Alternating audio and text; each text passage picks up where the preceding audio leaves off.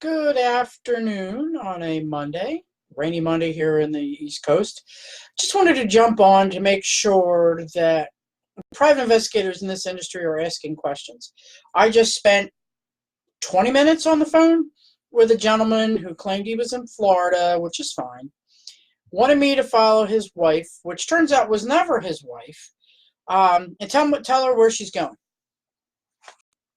That's all fine and dandy, and that is part of what we do. And I'll get into we can get into a big argument and a big discussion here on the internet about what information you can give a client, what information you can't.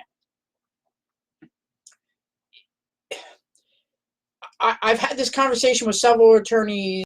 That's what we do. We do follow people and we let them know what's going on. I understand that. But due to some federal laws and some state laws here in Pennsylvania, Delaware, New Jersey, where I operate, and some deaths that have occurred because private investigators have done surveillance for, Mrs. Jones on Mr. Jones, and 3 weeks later, Mr. Jones ends up dead or a broken leg or something along that lines. I'm not willing to give out specific details in a domestic case. I'm not going to do it. I've had 50% of the attorneys talk to me and tell me, don't. I've had 50% of the attorneys talk to me, tell me, it's fine, that's what you're supposed to do. It gets into a gray area as, if they do go out and break their legs or whatever, did I tell them to go break their legs or did I tell them to go shoot them or whatever the situation may be?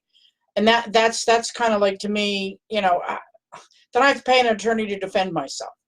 Long and the short of it is you need to make sure you ask correct questions of any client, whether it's an attorney, whether it's another private investigator, whether it's another process server, whether it's a skip tracer, or anybody that needs your assistance in any matter. So you should have, and I have a sheet where you go down and you go through these questions and ask.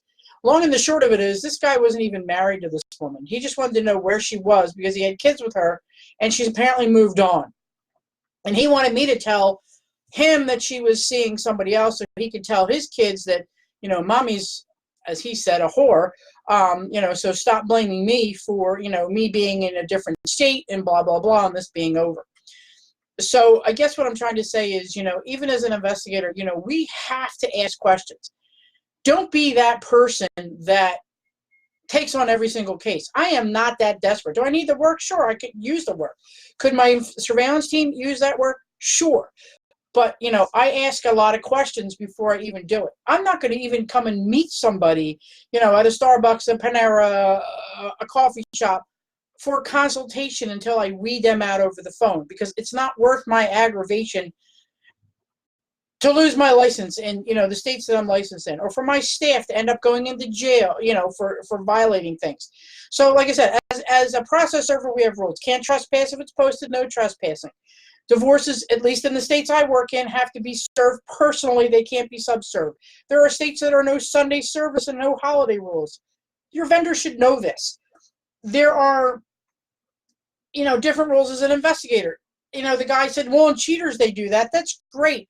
But Cheaters is staged. I assure you that Cheaters is staged. All that stuff on True TV is staged. And I can get somebody on there that here on any of these lives that can tell you that has been on these shows to tell you this stuff is staged. Any of these shows that you watch, the Magnum PI reboot, they do stuff that I am not legally allowed to do. I don't care what state you're in. You can't hack somebody's computer. You can't pick the lock and go into their house. You just can't do this stuff. I might be on my high horse because this guy's like, well, you're not an investigator. Dude, I take more CLE classes. I learn about my profession. I speak to attorneys about my profession because I value the business that I am in. I value the product that I give to my clients. So please, please, please, please, please, if you're going to hire an investigator, make sure they're licensed, they're bonded and insured. That's first and foremost. Second, make sure they're educated and they understand the laws. And I told this guy, I know for a fact that you will find somebody out there in this particular state you're looking for that will give you this information. That's because they don't give a crap about you. They just want your money. They might charge you $20 where I charge you $50. It is what it is. Like I said, look at testimonials. Look at Yelp. I mean, I'm sure I'm going to have nasty Yelp reviews because of stuff that I say. And I know that there's other private investigators out there that put nasty reviews out there about me. because I do things, I cross my I's, dot my T's. I know that's backwards, but I do that to be sure that I know what I'm doing. Phone's ringing, so I got to run, but make sure you vet all your clients. Have a great day.